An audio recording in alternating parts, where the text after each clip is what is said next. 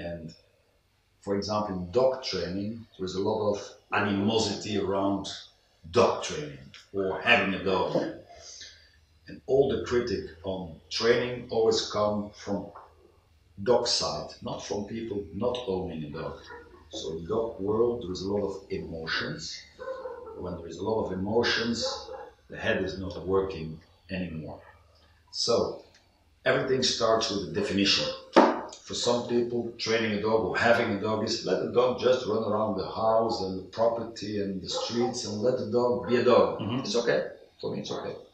For other people, dog training is running a pack of 8 or 9 dogs and let them run together, let them fight a little bit, let them be dogs. Okay for me. For other people, dog training is there in the corner, don't move.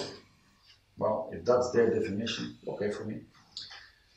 My wife and me, we have our own definition about dog training, and we say, for us, dog training is make a dog always do on command what he can do. But when he does, it must be with heart and soul. So that's our definition of dog training. And we accept other people to do it another way, and we will never criticize them. They're happy, that's good. And we should like to receive that same respect from them to us.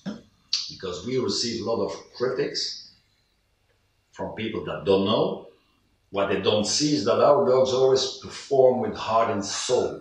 But it's really often that, mostly people that they make critic comes from people that they're not sure about what they are doing, and because of this frustration, they need to criticize something to feel better. Well, they call it the freedom of speech, which is one of the American amendments that they hammer into American kids. Freedom of speech, freedom of speech. But that means that you must also accept the freedom of speech of somebody else. So it's the whole thing that is in dog training. And my wife and me, we created a system, which is NEPOPO, which stands for negative, positive, positive. And this is a system where you can make a dog always do on command, but it looks very spontaneous and it looks very attractive. Wow, how do we get there? Because that's where I'm here for. Well, it starts all with spontaneous behavior, and we try to make the dog think that he's the inventor of the exercise. And when a dog thinks that he invents the exercise, he's very strong in the exercise and he loves the exercise with heart and soul. Because that's what we want in every exercise. Wow, how do we come there? Well, it all starts with one question. Why does a dog do something? That's a basic question. And the answer is, the dog does something to better his own condition, situation. Basta. That's it. It's the same with people. Humans are the same. I think all living beings are the same. From that answer, and knowing that answer, another question is born. How can a dog better his own situation? First answer is by adding nice feelings. In dog training, we call this system positive training, adding nice feelings. My wife and me, we call positive training, positive reinforcement, pull training, positive. Good. But one question about the positive thing. It's the positive reinforcement is one part of the learning theory that it's adjusted on dog training. But positive training, it's misused.